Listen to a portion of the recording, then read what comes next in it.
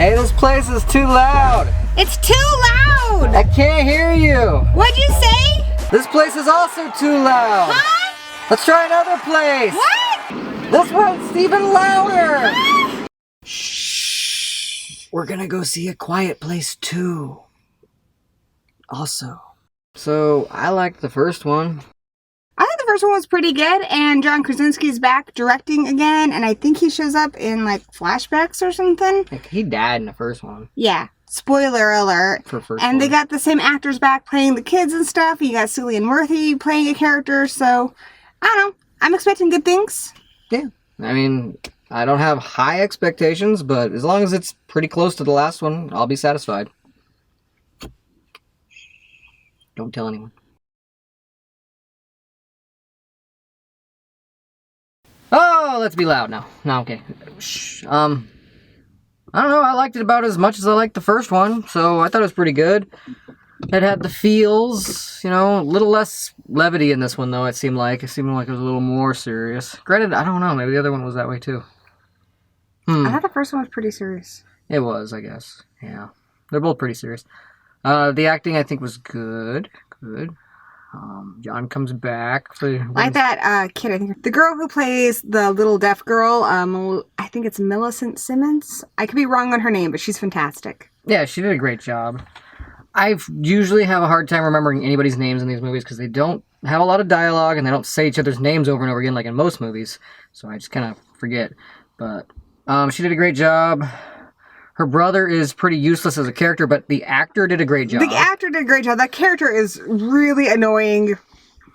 Just because teenagers, they never listen, do they? I think anyone who gets very frustrated by movies where characters make really dumb decisions, there is a part in this movie, no spoilers, where a character does something just completely asinine and it makes zero fucking sense. Like, a big point of action and stuff. It was obviously made to move the story along and get us to the next action scene, but I don't think it made any logical sense for somebody who's been living in this world as long as these characters have.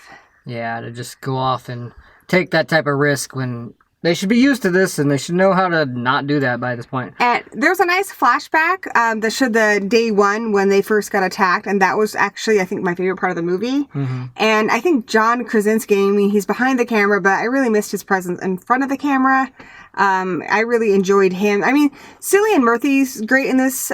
He's in this movie, and he is kind of that adult male role, but I do miss John Krasinski, because he's fantastic. Yeah, there's kind of like two stories that kind of, it splits at one point where the mom and the baby and the son kind of stay and do their thing while the deaf daughter and the new guy go off on kind of almost a Last of Us adventure. But yeah, I liked it.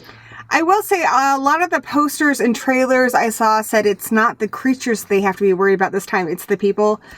I do not think that's a very accurate way to describe this movie. No. That is a small 15 minutes the most part of this movie. That's not the kind of movie you're getting. This isn't like an apocalyptic, people killing people kind of movie. It's just a tiny little part of this film.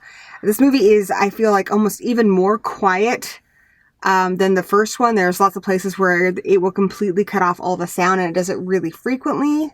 Like you said, there's almost no dialogue. I liked the movie. I think the acting's great. I think the visuals are great. I think John Krasinski definitely shows that he is growing as a filmmaker. Like, he had some gorgeous shots in this. I will say, though, that it felt like not a whole lot happened. And for the length of this movie, that's a little disappointing. Like, it felt like almost like maybe the first act of a bigger movie. I wanted to see a little bit more at the end. It feels like they're almost leaving room for maybe a third movie. And at this point, I would say you absolutely do not need one. I think maybe even this one was a little too much.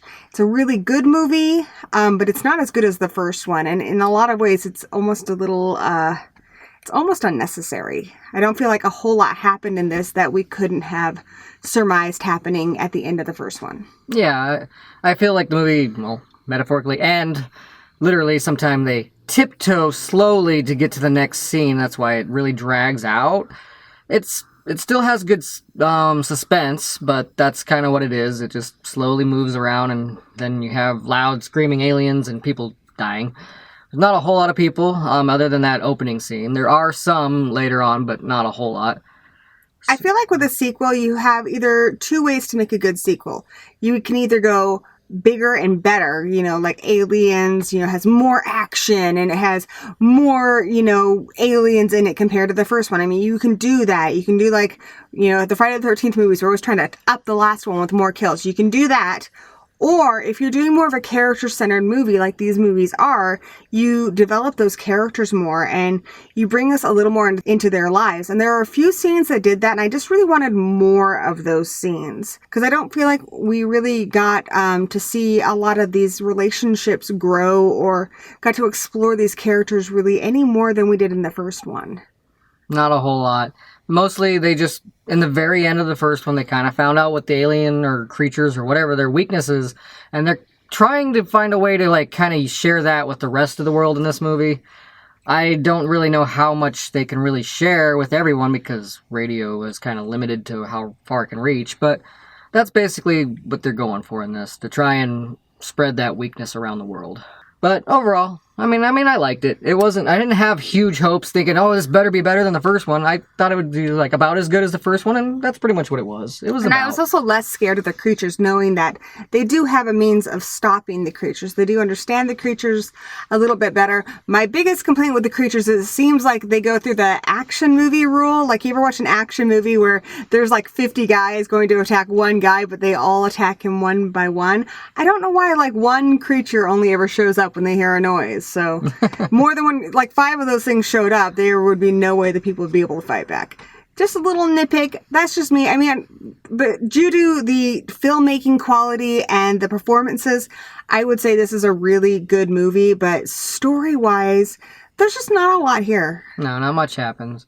And my big complaint with the creatures wasn't the same for the first movie. They're very CGI. And I still don't get how biologically, I guess they're armored, but I still don't see how they could be that armored where our weapons are really useless against them unless we do the one weakness. That doesn't really make a lot of sense to me. But, oh well. I still like seeing creatures throw people around, and I got plenty of that, so. I would also like some more flashbacks with John Krasinski's character, just because, like I said, he just was such a big part of that first movie, and even without speaking, he's just such a presence on screen, and I just really missed him in this universe. Yeah, honestly, since we kind of mentioned that the plot doesn't really get furthered much, it kind of should have just been more of a prequel. I think I would have liked that a little more. I think I would have enjoyed that more, too. But oh well. I still think, you should see it. Either stream it, I guess. I think this is on streaming, but we saw it in the theater, and we had a good time. I don't think this one's on streaming yet, but I don't know. I don't know. Movies are hard today, to tell, because some of them are straight to HBO Max, and some of them you got to go see in the theater for a little bit. But either way, I think you should check it out when you get a chance. Yeah. There was a little bit before the movie where John Krasinski kind of introduces the movie and thanks people for coming out to the theater. And, a lot of people say in their reviews that this is definitely a movie you have to see in the theater. I really don't think so. I mean, it's not going to utilize the sound as well as a lot of big blockbuster movies do. I mean, visually it's really good, but nothing that you can't enjoy at home.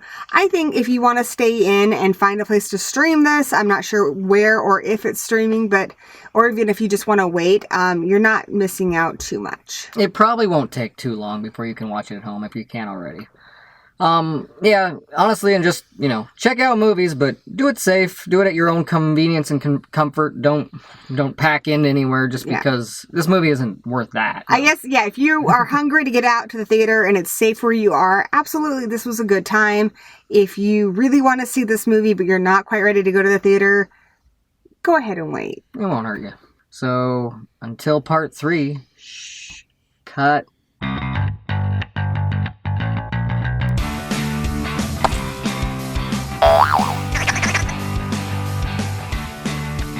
Yeah.